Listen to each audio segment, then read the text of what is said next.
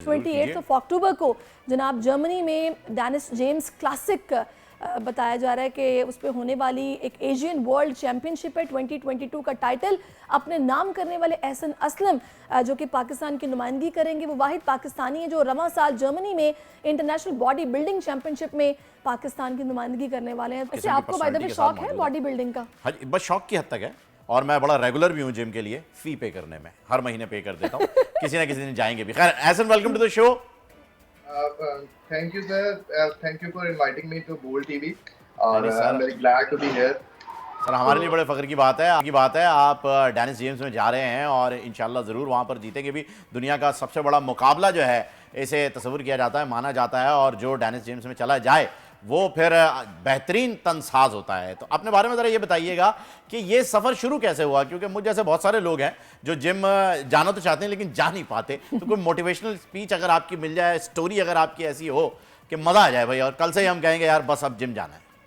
Sir सबसे पहले तो मैं बताना चाहूँगा it's very very long process और काफ़ी सारा आप सबसे पहली एक चीज़ आपने कहा ना मोटिवेशनल स्टोरी। तो सर मैं एक चीज़ आपको क्लियर करता फिरूँ कि सिर्फ और सिर्फ जो है ना, हम मिडिल क्लास लोग जो होते हैं ना, हमारे पास ज़्यादा कुछ नहीं होता।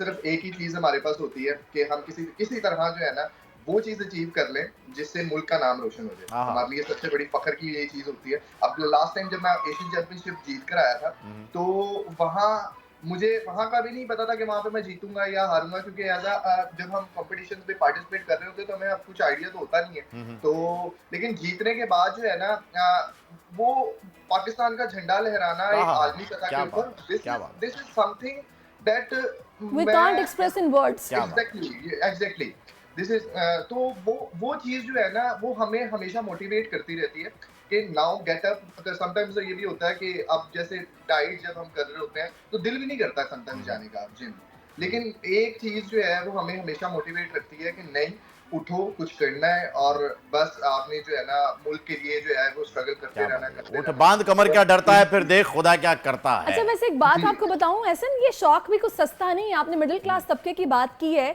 तो एक गरीब बंदा तो ये भी अफोर्ड नहीं कर सकता। इसके लिए आपको डाइट अच्छी रखनी पड़ती है, अच्छी खुराक होगी, फिर जिम के पैसे आपको अलग पे करने हैं, इंस्ट्रक्टर को अलग पे करने हैं।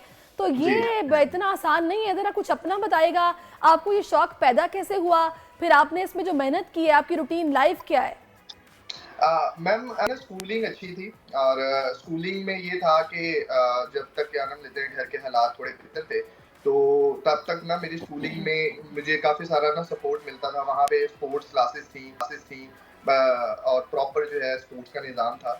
मैट्रिक तक जो था वो यही सिलसिलाकार चलता रहा। उसके बाद जैसे थोड़े हालात ख़राब हुए तो हुआ ये कि बाद में मेरा सारा स्पोर्ट्स का जो क्राइटेरिया था वो छूट गया। तो किसी ने कहा कि यार तुम स्पोर्ट्स मैन, थोड़ा बहुत तुम्हें स्पोर्ट्स का शौक है तो अगर तुम अपना वैसे पूरा नहीं कर सकते तो why should you not join a gym. तो वहां से फिर थोड़ा सा जिम ज्वाइन करना शुरू किया। तो आप लगा लें कि ये 2012 की मैं बात बता रहा हूँ कि जब मैंने जिम जो है वो इनिशियल स्टेज के ऊपर स्टार्ट किया था और फिर आहिस्ता आहिस्ता करते करते करते करते 2018 में मुझे याद है कि मैंने जो है बहुत ही डिविजनल लेवल के ऊपर जो है वो कंपटीशन में पार्टिसिपेट करना स्टार्ट कर दिया था। तो यस डेफिनेटली वेरी मतलब कि बहुत सारा खर्चा, जैसे कि आपने बताया, बहुत सारा खर्चा और बहुत सारे पैसे जो है वो रिक्वायर्ड होते हैं। तो वो कर रहा, मैं एक प्राइवेट एम्प्लॉय भी हूँ तो किसी ना किसी तरह कुछ ना कुछ थोड़ा बहुत करके जो है वो मैनेज हो जाता है। अच्छा ऐसा नहीं, एक चीज़ और बताइएगा, अभी हमने देखा आपके इस फ्रेम में जो है वो एक बड़ी खूबसूरत सी चीज़ आपके अलावा भी जो है वो नज़र आई है। तो मुझे बताइए कि भाई किसी शायर से पूछे ना शायर क्यों बने? कहता बेवफाई की वजह से शायर बन गया, भाई दिल टूट गया इसलिए बन गया। आपके बैकग्राउंड में भी एक गिटार रखी हुई है, तो ये क्या जिसने गिटार दी थी उसके गम में आपने कहा कि नहीं अब ठुकरा के मेरा प्यार मेरा इंतकाम देखेगी? नहीं सर, ये इस तरह का कोई सिनेरियो नहीं है। अच्छा बेसिकली हम लोग जो है ना ये जेंडर वाला जो वैसे सॉरी आप कंप्लीट कीजिएगा लेकिन मैं बता दूं वो गिटार आपके सामने ना वायलिन लग रहा है। हाँ, मेरा बेसिकली मेरा है भी नहीं, मेरे छोटे भाई का है। अच्छा। और मैं जो है इस चीज में कभी बिलीव भी नहीं करता कि लाइक आप किसी इंसान के लिए जो है वो इस तरह की चीजों में पड़ जाओ। बहुत सारे लोग जो है वो मैंने काफी सारे पाकिस्तान के अंदर ऐसे लोग देखे जो भी कहते हैं जी हमारा दिल टूट गया तो हमने। अच्छा चलें, आपका दिल नहीं टूटा लेकिन आपको शौक तो होगा ना, अगर आप बजाते हैं तो आप बजा के हमें दिखाइए ताकि हम देखें आप में और कितना टैलेंट है।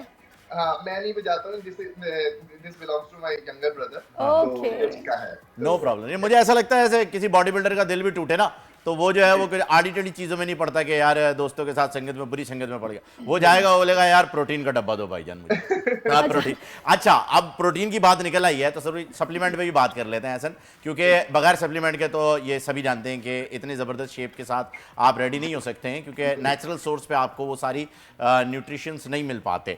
तो सप्लीमेंट की अगर हम बात करें तो पहले ये भी बताइएगा कि आप क्या क्या सप्लीमेंट्स लेते हैं, और ये भी बताइएगा कि क्या आप स्टेरॉइड्स की तरफ गए हैं अभी तक, और उन स्टेरॉइड्स की तरफ जो कि लीगल नहीं हैं, जाना चाहिए या नहीं, क्योंकि जाहिर सी बात है आप कंपटीशन में तो आप तो गए ही नहीं होंगे और जा ही नहीं सकते, आपके तो टेस्ट होते हैं बाकायदा।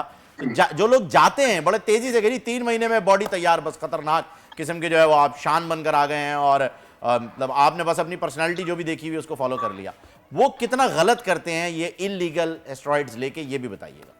सर देखिए, सबसे पहली चीज तो ये आ जाती है कि competitive body building is a very very different sports. तो यहाँ पर सप्लीमेंट्स और स्टीरॉइड्स ना 2 डिफरेंट चीजें हैं। अब सप्लीमेंट्स की अगर बात की जाए तो yes, I take a lot of supplements, जैसे आपका प्रोटीन शेक हो गए, उसके बाद आपके मल्टीविटामिन्स हो गए, और ये वो चीजें हैं जो आपको किसी भी लोकल दुकान से भी, किसी भी अच्छी दुकान से जो है वो आपको मिल जाएंगी। कोई भी ऐसी चीज जो है ना जो आपको इजीली एक्सेस हो जाती है, वो समझ लें उसका इतना साइड इफेक्ट नहीं होते हैं। ठीक, तो मतलब कि अगर आपके नॉर्मल गोल्स हैं, ठीक है, तो you can take supplements. Multivitamins आप 8 साल के बच्चे से लेके 50 साल तक की उम्र का जो है वो एक इंसान जो है वो इजीली कंज्यूम कर सकता है, मेल फीमेल दोनों ले सकते हैं। तो ये वो चीजें हैं जो कि इजीली आप ले सकते हैं। अब बात करते हैं स्टीरॉइड्स की, तो यस डेफिनेटली अगर मैं बात करूं स्टीरॉइड्स की, तो you have no idea how much severe side effects of steroids you can see. इतने severe side effects आप उसके देख सकते हो अगर आप उसकी तरफ जाते हो। competitive बॉडी बिल्डिंग के लिए ये चीज के अंदर जो है ये चीज बहुत आम हो गई है। अलमिया ये है कि जब हम इंटरनेशनल स्टेजेस की बात करते हैं तो वहां पर उनके, अगर वो ये चीजें कंज्यूम कर भी रहे हैं, तो वहां पर उनके पास बहुत सारे लोग हैं, ठीक है, उनको गाइड करने वाले पर्सन्स हैं, कितनी अमाउंट लेनी है, किस तरह लेनी है, किस लेनी भी है। दूसरा ऐसा आई थिंक सो, इस तरह के ब्रांड्स जो कि इतनी डेंजरस चीज़ें एक तो बेच रहे हैं, उनको भी बैन होना चाहिए, और उन जिम्स को भी बंद कर देना चाहिए जहाँ पे बगैर पढ़े लिखे नॉन प्रोफेशनल किस्म के इंस्ट्रक्टर्स मौजूद हैं जो कि रागिब करते हैं, कन्विंस करते हैं कि नहीं आप ये खाइए ताकि आप जल्दी अपना जो टारगेट है वो अचीव कर लेंगे। खैर ये चीज़ नहीं होनी चाहिए। एनी हाउ, आप पाकिस्तान को रिप्रेजेंट करने जा रहे हैं बाहर, तो हमारी दुआएं आपके साथ हैं। Best wishes, best of luck, और बहुत शुक्रिया आपने अपना टाइम हमें दिया। ज़बरदस्त जी, thank you so much. Dennis James में जो है जी, अब मैंने भी जाने का फैसला कर लिया है, लेकिन मैं शायद देखने के लिए ही जा सकता हूँ। मैं कह रहा हूँ देखने ही जा सकता हूँ, मैंने खुद ही कह दिया जी, मैंने खुद ही क्लियर कर दिया, मैं देखने जा सकता हूँ। तो जब ये परफॉर्म करेंगे तो हम देखने के लिए जाएंगे, आप भी जाइए, लेकिन थोड़ी देर में वापस आ जाइएगा। सब्सक्राइब करें और बेल दबाएं ताकि कोई खबर रह न जाए।